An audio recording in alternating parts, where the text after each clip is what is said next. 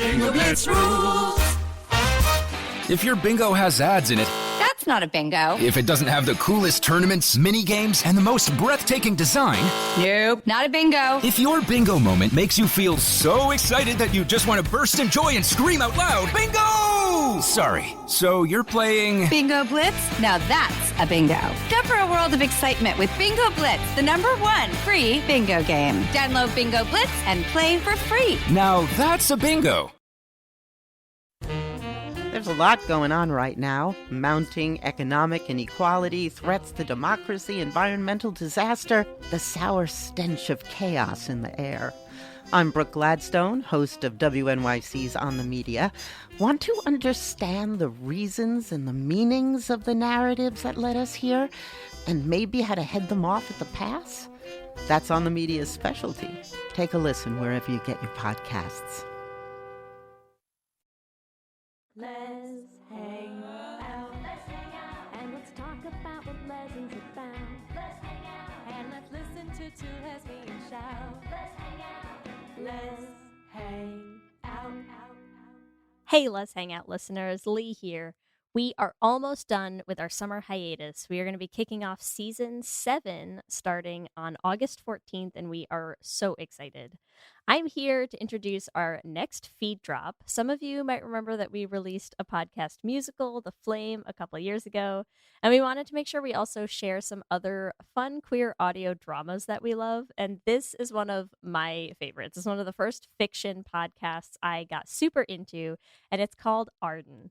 If you are a fan of true crime podcasts like Serial or In the Dark, and you also love comedy, then you're going to love Arden. It is a very tongue-in-cheek, sort of satirical take on the true crime investigative podcast format, complete with an over-the-top corporate sponsor and fake ad reads. It's a ton of fun. If you enjoy this episode, you can listen to all of their first and second seasons already have been released, and they recently crowdfunded their third season, so there will be even more fun from the good people at Arden to come. Arden is sponsored, as always, by Wayface Industries, the good people. It might be hard for younger listeners who've only known her as the lost girl to realize this. But for people of a certain age, well, my age, Julie Capsom was someone you knew all too well, someone you maybe even grew up with. She made her first appearance as a character named, sure enough, Julie, on her mother's sitcom. She was just 8, and acting was something fun to try out. What do we say to strangers, Julie? Thanks for the candy. She made her major film debut at the age of 14 in the beloved classic Jane Austen Fight Club. Even then, she was a red carpet favorite. Julie, what do you think of all this craziness? Did your mom prepare you for it? Kinda. This is really, really crazy. I think I'm gonna get a headache from all the cameras flashing.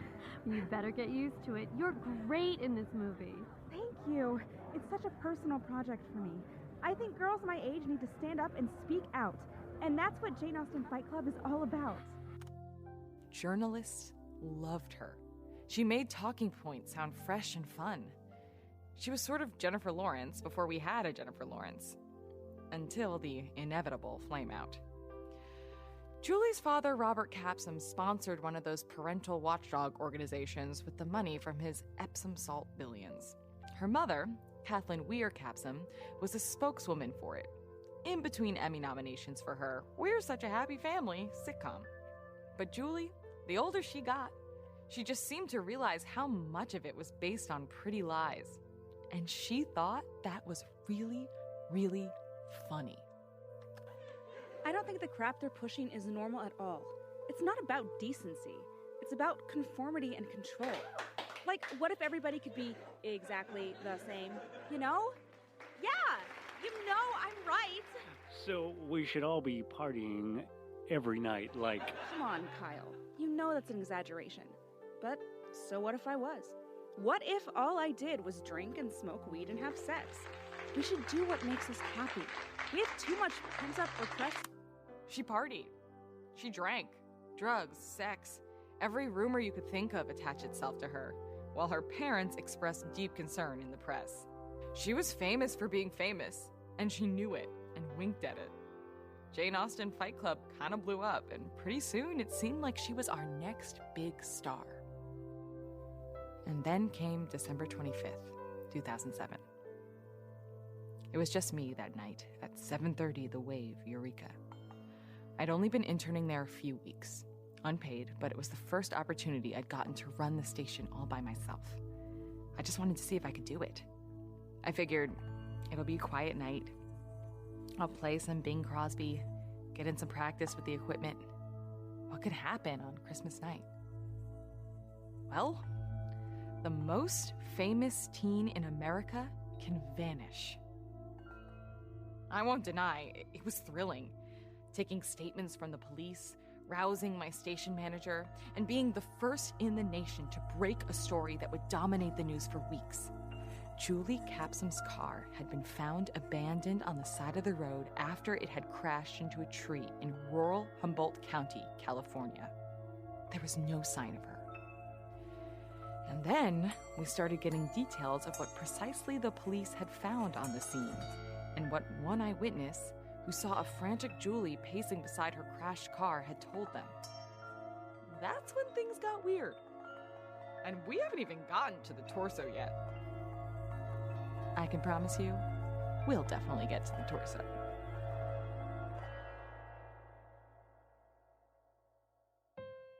On December 25th, 2007, somewhere around 11 p.m., Julie Capsom ran her car off the road and into a tree in the middle of Northern California's most desolate stretch of major highway, halfway between Eureka and Crescent City, California.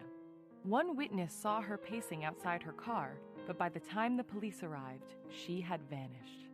While dogs picked up her scent headed into the trees, it disappeared in the middle of a forest clearing. What happened to Julie that Christmas night?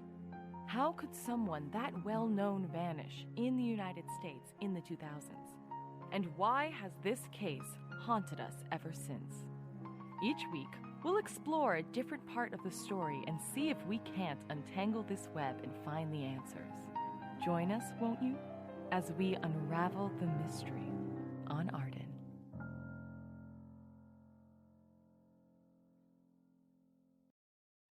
Yeah, that's not what I would have started with. I don't think anyone wants to hear how you would have started. Oh, don't get me wrong. It was very professional. Because I am the professional here.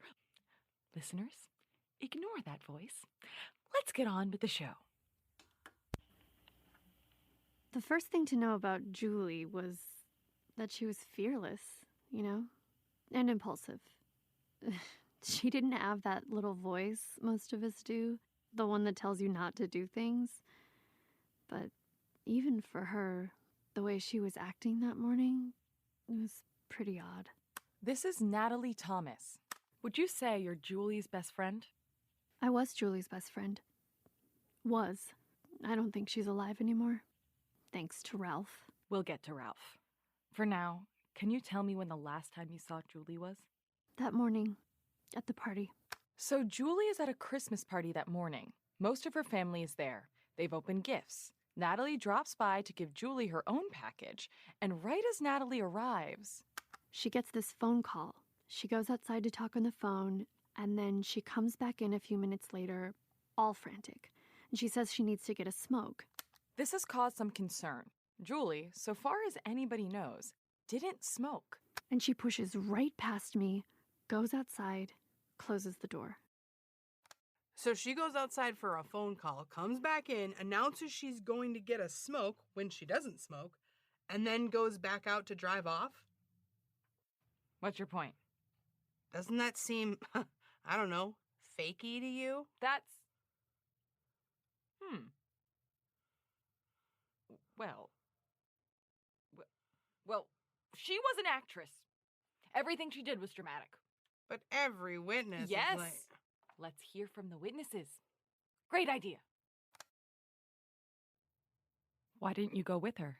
It was obvious she didn't want anybody around. Here's what's important about that moment. Natalie is the last person to see Julie until a man named Gerald Abernathy sees her 11 hours later, crashed on the side of the road. Oh yeah, and here's another thing. Natalie sees Julie in Beverly Hills, where she lives. Gerald sees her an hour north of Eureka. You can maybe make that drive in 11 hours, but most people think it's closer to 12. That weirdo. Weirdo or not, Gerald did see her. And the way he describes her acting, okay, Julie could get pretty intense, but not violent. I mean, swinging a tire iron at a guy who stopped to see if he could help. So you'd say it seemed like... No, that wasn't the Julie I knew. Flat out. It wasn't. How long had you known her? Gosh, since elementary school, we did everything together. No secrets between us. She did have a reputation for being a wild child, so to speak. But not like that. Natalie. I know, some people try to suggest, oh, the crazy, out-of-control debutante got what was coming to her. That wasn't the real Julie, you know? It was just an act to irritate her parents. The Julie I knew, she was kind of boring. So what do you think had her so agitated? Well, it's obvious, isn't it? It was Ralph. That would be Ralph Montgomery, Julie's... I don't think boyfriend's the right term. It was this weird connection. She was saying he's the one, and then, I don't know, it was like, you just could not mention him. Especially not when her parents, or God forbid, her cousin were there. Ralph was a scholarship kid. By all accounts, he came from a happy family. His parents are wonderful people, just the best, according to all who knew them. In high school, he was a good student. Bussed into Julie's stomping grounds of Beverly Hills from Van Nuys, a much less affluent LA community. But he was a science whiz and a solid football player. The school was only too happy to cover his tuition. He received a full-ride scholarship to UCLA with an eye towards Stanford for a master's and a doctorate. He was the first kid in his family to go to college. And then... So he meets Julie at a Halloween party. And that was that. Maybe he was a promising kid at one time, but he killed her. It's obvious that's what happened. I don't care what the police say. Natalie, how could Ralph kill Julie if when she vanished he was already a dismembered torso in the trunk of her car? So that would be Brenda Bentley. She was one of the first cops on the scene in 2007, a first-year officer who'd drawn the short straw and had to work the holiday shift. Her mishandling of key evidence led to her eventual departure from the police force. She now works as a private investigator and is one of the leaders of a prominent online community dedicated to solving Julie's disappearance. Why did you say that? Say what? Mishandling of key evidence? It's untrue and it's very rude. And frankly, damages your credibility. Mine? I was being honest with the listeners. Yeah, you're so hard up that you would have the gal who mishandles evidence on your show? In the interest of truth, the listeners should also know that Brenda believes that aliens kidnapped Julie. That's my favorite theory. I don't believe it. You sure did for a while. But not anymore. Aliens! You can't win an argument by just shouting aliens. I can if we're having an argument based in reality. Reality's boring. So are aliens. But that didn't stop you from going all in on this theory over the years. I only brought up aliens once. Once. And you're going to use it against me for... Let's look at your threads on the Julie Capsom subreddit, shall we? Featuring such classics as Greys versus Greens. Which species is more likely to have taken Julie? Greys. Consensus was Greys. Stargates in NorCal? Did Julie fall into one? Saw an alien at the farmer's market. Same that took Julie. Alien clues in Julie Capsom film Skyless. And my personal favorite, is Santa Claus an alien? Don't tell me you haven't thought about it. Traveling all around the world in one night clearly indicates advanced technology. Otherwise, it makes no sense. The world makes no sense, Ms. Bentley, or if it did, it wouldn't have saddled me with you. But what really makes no sense? Aliens. What a great way to lead in and tell them the good news. I am pleased to announce that Ms. Bentley will be joining Arden as my co-host by popular demand of our corporate overlords. I popped. More like your billionaire meal ticket of a boss heard the recordings, panicked that you damaged the sterling brand of Arden Detective Agency. Don't say anything bad about Andy Wayface or Wayface Industries. They're the good people. Listeners, it's important for you to know that none of this was my idea. My station manager, Pamela Pink, and I were going to do a thoughtful, serious program on the legacy of this case. And then... Andy bought the station. Andy Wayface. Eccentric billionaire. It's on his business cards. Seriously. Andy Wayface bought my perfect independent station, a vital local voice in the Los Angeles community, a station awarded with... I'm also honored to announce that we are now a wholly owned subsidiary of Wayface Industries. Say it. I'm not going to. Say who we are, Casely. You and me. Co-workers. We're the good people. You're new. You don't know it yet. But anyway, tell them the best part. No. Come on! As a responsible journalist, I refuse to make misleading promises. Since you are not a responsible journalist, however, by all means, Ms. Bentley, go ahead. Be my guest. We're going to figure out what happened to Julie. Despite the fact that you have spectacularly failed at doing that for 10 years. Everything I do is spectacular, and your pitch was boring. Boring? A thoughtful, serious program on the legacy of the case. Pfft. It's an important, multifaceted... That's not what people want to hear. They want excitement.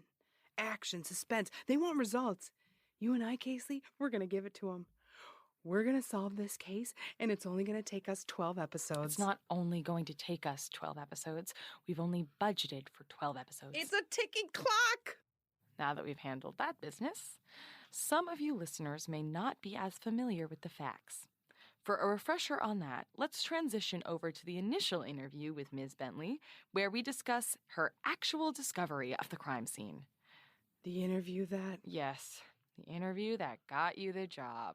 Oh, good. Listeners, you finally get to hear about the torso. Can I go over some of the details with you? Of course. So, Gerald Abernathy, he sees Julie outside her car, offers help. She swings a tire iron at him. Gerald, needless to say, leaves well enough alone, though he promises to call the cops once he gets somewhere with a working phone. That takes him a half hour. Then, it takes the police an hour to get to the crash site. By then, Julie's gone. Lots of people don't buy what Gerald said, but we know that he saw her because he independently described what she was wearing, something that was corroborated by friends and family who saw her earlier that day. But I see why people are skeptical. Doesn't Gerald think Julie was abducted by the mighty skunk ape? Bigfoot? He insists they're different. What? It's a theory. Is that the kind of thing you tell your clients as a private investigator? Private eye. I've always preferred that. Or private dick. I'm gonna stick with investigator. Suit yourself. Gerald's theory makes about as much sense as anything anybody else came up with. Julie Capsom might as well have been hauled into some hole in the woods by Bigfoot's second cousin for as much as we've been able to find on her. So, Julie Capsom, heiress, beloved daughter, best friend, leaves a Christmas party. She gets in a car. She drives like a bat out of hell for 11 hours. She crashes her car into a tree. She meets Gerald Abernathy, and then... Your guess is as good as mine. You brought in dogs. We're not incompetents. Unlike what certain big city press would later say. What did they find? The woods are thick around here, so it's hard to move through them, especially when the weather's so bad, but we caught up quickly enough to have a good scent. And the dogs knew what they were doing. They brought you to the clearing, right? And now, it's coming up on dawn, and we're freezing our asses off, and we're hoping to just find her. Not a body, hopefully, but the dogs are getting all excited and just poof. Nothing. It's like she gets to the middle of this clearing and turns into a ghost. The dogs lose the scent. Police go around to various vacation homes in the area the next morning, but nobody's staying in them. No one other than Gerald comes forward having seen a girl pacing near her crashed car. Meanwhile, we open the trunk. What's in the trunk continues to puzzle just about everybody who looks into this case. First thing you notice is blood everywhere. And when we send that blood in to be tested, it's Julie Capsom's blood. But it's only in the trunk, nowhere else in the car. And if she lost that much blood, then how did she wander off into the woods? Next thing is some clothes and a couple of really expensive wigs. Prevailing theory on those is that Julie was really involved in her college drama department. Then, a gigantic can of gasoline, about half full. We later saw footage of her filling it when she stopped in Garberville. But you know how I said blood was the first thing you notice? I lied. For dramatic effect, I assume. You got it, Casely. Gotta build up the drama. So, what else was in the trunk? Right. The first thing you notice, because it's absolutely what the fuck is the human torso. And to emphasize for the listeners, there's a full human torso in the trunk. No arms, no head. No legs, no other stuff. Is that why you were never able to definitively identify the torso as Ralph Montgomery? The DNA testing was inconclusive somehow, but he had a distinctive tattoo on his left shoulder, and his mother identified it. A mother knows these things, don't you think? Suppose so. You don't have kids of your own? Hardly appropriate. No ring? That's not relevant to... Let's get back to the skunk ape. You're stopping it there. That was the interview. But And now, a word from our sponsor. I love socks. In fact, I don't know where I'd be without them. But there are some mornings when I just don't want to wear the same pair of socks as I did the day before. And on those mornings, Sockety-Doo-Dah is my #1 source for unbelievably warm, undeniably cozy, unspeakably bespoke socks. For a very reasonable fee, Sockety-Doo-Dah will send you a box of 30 socks every month, all crafted specifically to your sock profile. What's your sock profile?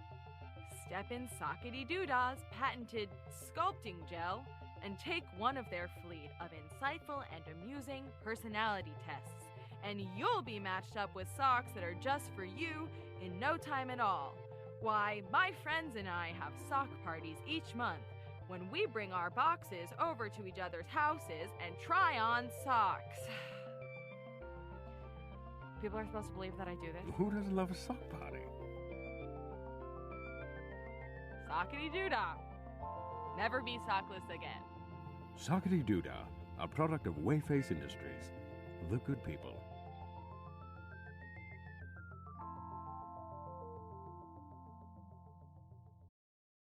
This episode is sponsored by BetterHelp.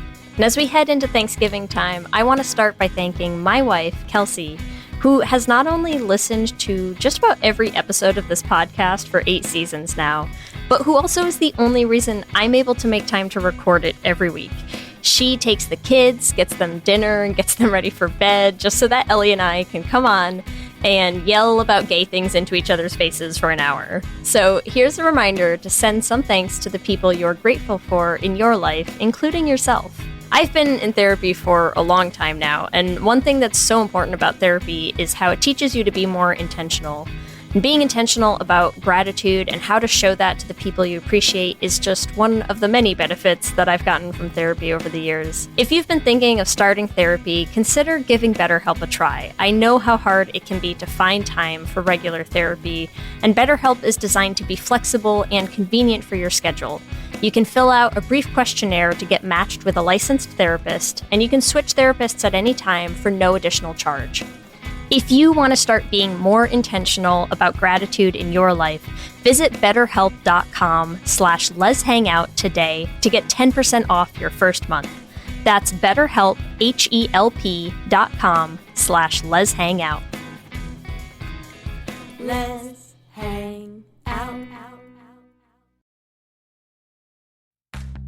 This episode is brought to you by Progressive Insurance. Do you ever find yourself playing the budgeting game? Shifting a little money here, a little there, and hoping it all works out?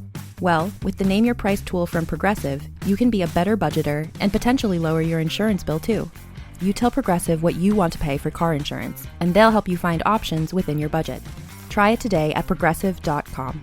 Progressive Casualty Insurance Company and Affiliates. Price and coverage match limited by state law. Not available in all states. For many businesses, the holiday season can be both an exciting and stressful time. With so many balls in the air, one thing you definitely want to know you can rely on is how you're selling your products. And with Shopify, you can rest easy knowing it's the home of the #1 checkout on the planet. Nobody does selling better than Shopify. And when it comes to successful brands like Aloe, Allbirds, or Skims, an often overlooked secret is all the things that go on behind the scenes that make selling and, for shoppers, buying simple. For millions of businesses, if you take a peek behind that curtain, you'll see that Shopify is what makes it all possible. Shop Pay boosts conversions up to 50%, so that's more happy customers and way more sales going. It's true all the time, but especially this time of year, your commerce platform better be ready to sell wherever your customers are scrolling or strolling, on the web, in your store, in their feed, and everywhere in between. Businesses that sell more sell on Shopify. Upgrade your business and get the same checkout we use for Realm merch with Shopify. Sign up for your $1 per month trial period at shopify.com/realm, all lowercase. Go to shopify.com/realm to upgrade your selling today. Shopify.com/realm.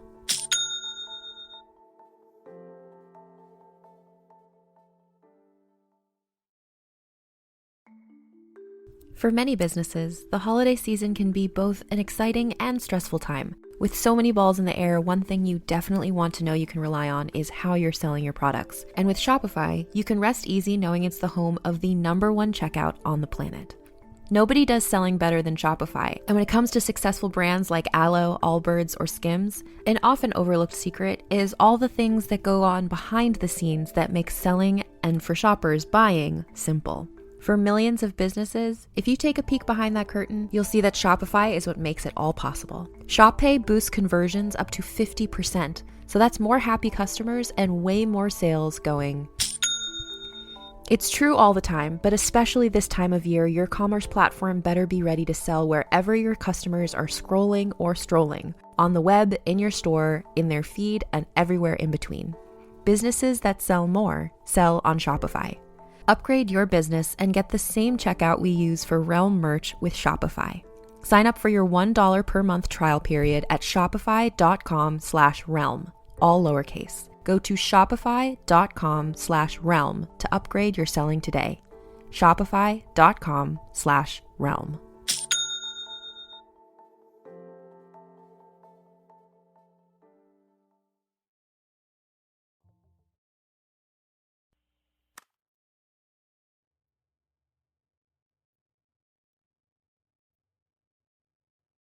Hi, this is Brenda Bentley, and I think I'm doing this right.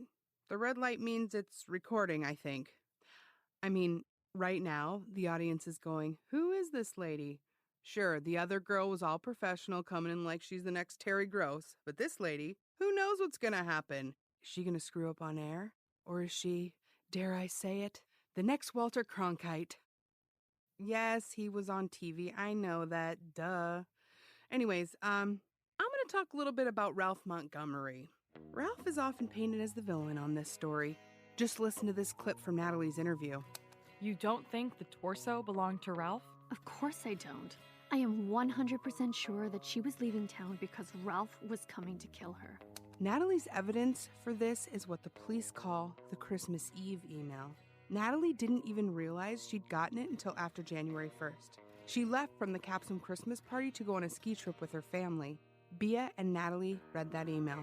Nats, oh God, I screwed up, and Ralph knows. He was yelling at me on the phone, saying that I'd better not ever try to talk to him again. It was all a misunderstanding. You know how much I care about him, but I don't think he'll ever want to see me again. Help. Do you know what they fought about? No clue. And then Natalie has a few theories about whose torso it could have been.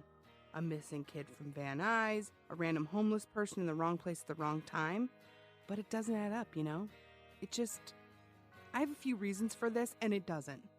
Unlike Julie, the beloved and storied paparazzi favorite on every red carpet at every Met Gala since she was 5, there's not a lot of extant video or audio of Ralph. I keep thinking I'll find a recording, but it was 2007. We weren't recording everything we did yet. If I find one, I'll let you know. Be cool to hear my man's voice again. That's Vince Volio. Vince is one of Ralph's oldest friends and one of the only ones who knew him who's still willing to talk to the press. Ralph was all but convicted within 2 days of the story breaking. The Capsoms had their press people out like a fucking army, and everyone just went along with blaming him. But it doesn't add up. For one thing, Ralph goes missing 2 days before Julie does. The last time I saw him, we were at the diner for a late-night snack, and, things just seemed normal. Normal? Yeah, I mean, it was me, him, and Mark, and we were just sitting there eating chicken fingers and mozzarella sticks, and God, I don't even remember what we talked about. Probably the Lakers or what we thought was going to happen on Heroes. Shit like that, and within a year, both of them were gone. That's Mark Bolt, right? Yes, victim of the curse, Mark Bolt. We'll get to Mark later. Not on this episode, unless you don't let episodes run for like 2 hours, right? I'm getting a no on that. So Ralph leaves his friends that night, but he doesn't go back home. He goes to a nearby ATM, takes out all the money he has, and then nothing. It's just like he evaporated until we find the torso. But Ralph has another problem that turns up as soon as the police start seriously looking at him. Ralph dealt a little weed, yeah, it was a good way to make money. All these rich white kids he was hanging with now needed a connect. As soon as that got out there, well, you can practically smell the missing Capsom boyfriend no angel headlines, can't you? Combine that with the superb PR effort on the part of the Capsoms, and there you have it. So no matter what his true fate was, for the next 10 years, Ralph Montgomery is drawn and quartered for the crime of viciously kidnapping and murdering Julie Capsom. In addition to, possibly being actually drawn and quartered. They don't know how he did it, but he did it. The narrative practically writes itself. And yet the thing that's fascinating about Julie's disappearance is that no theory explains everything. Ralph is considered a person of interest, except he's also officially listed as deceased. Because if the body in the trunk isn't Ralph, then who is it? Every question you ask opens up even more questions. And once you examine those questions, you start circling back to other theories entirely. But what we do know is that a boy loved a girl, something went wrong, and she fled. And when she disappeared, she left far more questions than answers. But look, no matter what Casely says about me, no matter how much she thinks I suck at police stuff, one thing is true. Nobody came closer to solving this case than I did, and that's why I was kicked off the force. Let's go back to that original interview. That's not how I remember it at all. Nobody ever wanted to listen to me, not even you. And that's the real tragedy of Julie Capsom. Everybody got so wrapped up in the salaciousness of this case, they couldn't see what was staring them right in the face. You talk like you know some piece of evidence that's going to blow this wide open. Maybe I do. Well? Why would I tell you? As I recall, you called me a dim-witted public functionary the last go-round. That wasn't what I called you. Yes, but it was a much more polite version of it. Dim-witted public functionary? Did I talk like some prim 1910 society heiress? Did your monocle fall off when I called you? Oh, dear heavens, a dim-witted public functionary. Did you get, gasp, a touch of the vapors? Words hurt, Casely. Words hurt. Just tell me what you know. Let me help you. Help with what? Investigate. This isn't an investigation. It's journalism. Something you wouldn't know the slightest thing about. Just let me tag along. I'll be my winning self, and you can be the smart one, and we'll have some laughs. Why would I possibly want to do that? Do you remember what happened the last time we talked? Was that the time I threatened to sue you for libel?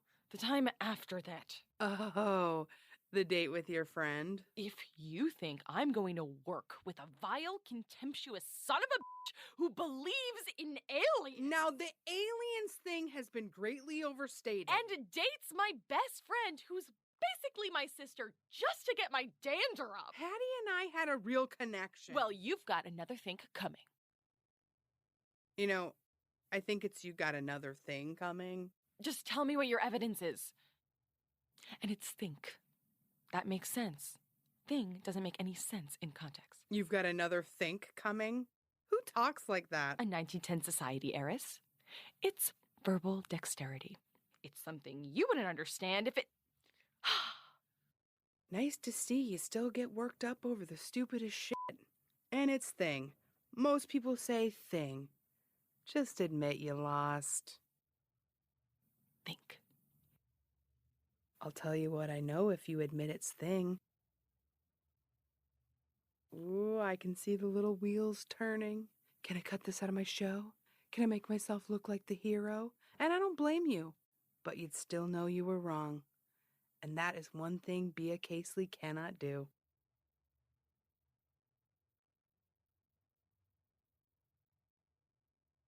It's think. I'm sorry, but it's think. It's all good, Casely. So now you can see what I mean, right? Deep down, Bea Casely thinks she can solve this, but only because she's building off the hard work I put into this case 10 years ago and have continued to put into it in the years since. I'm not going to let some snotty reporter fly into my city and solve my case. No way, no how. I know what you're thinking. You're already saying, oh, well, we already know Bea. We like Bea. We trust Bea. She's got a smooth radio voice. Well, I'll tell you this. Bea Casely is bad news. When she found out about Hattie and I, oh boy. She's outside right now. She looks mad. And she's talking to the station manager, Pamela. I don't know what she's saying, honestly. For all I know, she could be saying anything. What if she's just saying my name over and over again? God, that would be terrifying. Brenda Bentley. Brenda Bentley. Brenda Bentley. Brenda Bentley. Oh, my parents are bad people. Why is my name so scary?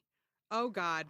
What the are you doing? Unlike you, I'm not repeating my name over and over again. What? I don't know. I'm just trying to get the truth on record. So the audience will trust you over me? I heard what you were saying about the case in there. I thought this was soundproof. You were broadcasting on the station speakers. Oh. Yeah. Oh.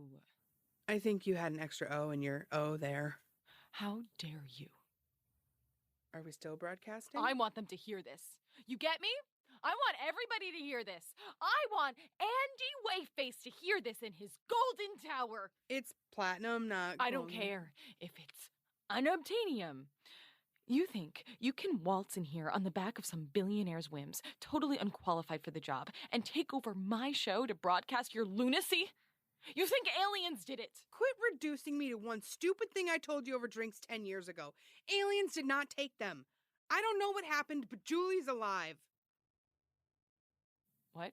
You heard me. Julie's alive. Do you know this? I believe it. I have to believe it. That's a great way of assuaging your guilt. It's always been this way. Ever since we met 10 years ago, always sniping at me. You never know when to leave anything alone. Which is why I'm a good journalist. Someone who could have found Julie if you hadn't. Why do you care? Other than the fact that I don't think anybody should completely vanish from the face of the earth. Do you know who the last person to interview Julie Capsom was? Jay Leno? Me. No way. Really? The last thing I ever wrote for my college newspaper before I graduated. The last interview she gave before going radio silent for her fall semester. I still have that tape. Are you gonna play it? You know me too well. Do you think you're defined by what people want to see? Like Hollywood, right? That's all about trying to turn you into a product? I don't know. I keep thinking I'm going to find a place there. Like, I'll find my people, right? My mom did. I don't know why I can't. They've got to be around. There's this theory I read about in Us Weekly that you try on personas. That's all the time we have, Miss Casely. Just one more. Why didn't you tell me any of that? Because you'd start pulling apart that interview looking for clues. I didn't know Julie, but I got it. We were just dumb kids trying to make sense of the world around us. But I'm still here. And she's not. And that's not some conspiracy theory for you to play with. You think it doesn't break my heart that I couldn't find those kids? You think I don't see the bloody trunk when I close my eyes at night? Yes, I failed. But I think you and I, if we work together, we'll find them. We can find her, Bea. We can find both of them. You want to know what happened to Julie Capsom? So do I. I've got all the information. You're the one who won't get distracted by thoughts of transdimensional beings. Great. Make the responsible one the killjoy. Let the record state you called yourself a killjoy long before I did. You think we're going to be able to be in the same room for 20 minutes without wanting to add another death to the Capsom case curse? Well, if the feeling's mutual, call it a mutual feeling. I'm not going to be able to. 2534 Fortuna Drive. What? I said 2534 Fortuna Drive. And? You know what that is. I know you know what that is. It was the cabin nearby they found unlocked. Buried way back in the woods, hard to find unless you knew where to look. Right, which is why the owner so often left it unlocked. Listen to yourself, Bia. Do you really believe that? He would leave it empty for month after month? Why would he leave it unlocked? You know what that part of the northern coast has more than anywhere else in California? Incompetent policemen? Tweakers. Tweakers? Real serious problem up there. Tweakers. Spent most of my time as a cop rousting them. And if there's one thing I know about tweakers, is that they'll try every door until they find one open. Even if it's back in the middle of the woods, just to have somewhere warm to light up. So you're saying it wasn't left unlocked? Nope. Julie was there? Nope. Then what are you... But somebody was. How do you know? Because at 11:17 on Christmas night, somebody picked up that landline in the cabin and made a phone call to a burner cell phone, it looks like.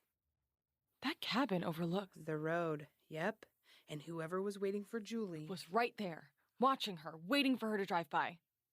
What if she didn't crash accidentally? What if she was pushed? Now you're catching on. I can't believe I'm about to say this, but... Yeah? Maybe there's a story here. So you're in? That's the deal? Mm-hmm. You realize they're going to use all of this audio we just recorded, right? Seriously? Our editors are wonderful people, just the best. I think that's a good place to stop. So we really have to name the show Arden? After my detective agency? Yeah. Why is it called Arden? Would I know you better? God, you're obnoxious. Obnoxious. I prefer mysterious. It can be two things. On the next episode of Arden, we investigate the new evidence of a mysterious phone call. Could have hyped it more. The new evidence of a mysterious phone call. You don't need to do that. Dun, dun, dun. We have sound editors that could add that back in. Please teach me how to do that. Absolutely not. Come on. You be quiet now. This episode of Arden has been brought to you by Wayface Industries. Are you a good person? Then you should work for Wayface Industries. Because we're the good people. Wayface Industries. The good people.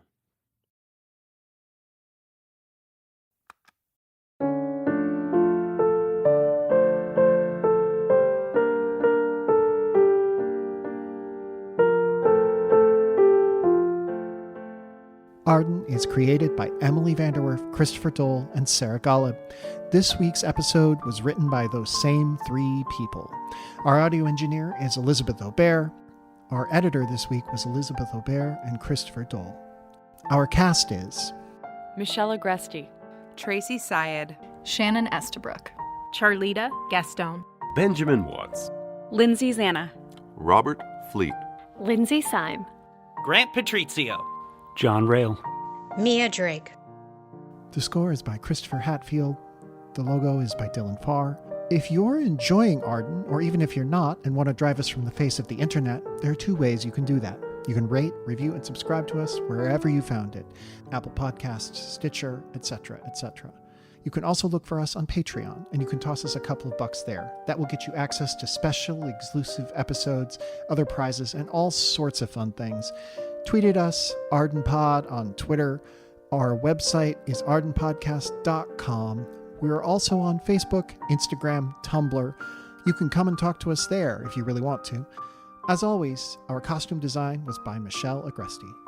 Come back next week for more adventures in Arden. Thank you. Good night.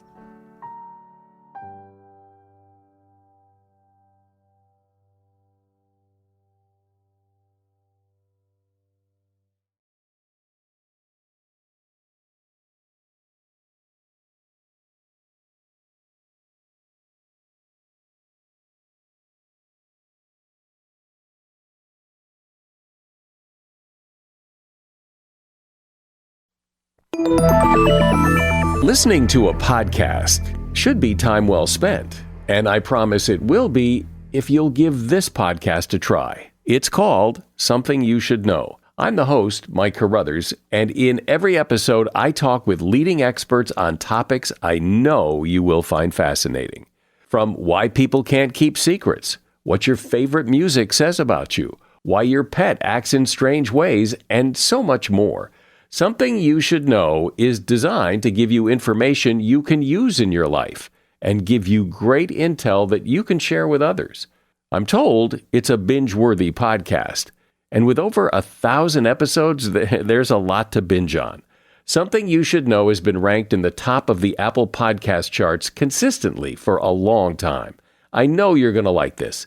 I just need to get you to try it. Something You Should Know. It's available wherever you listen to podcasts.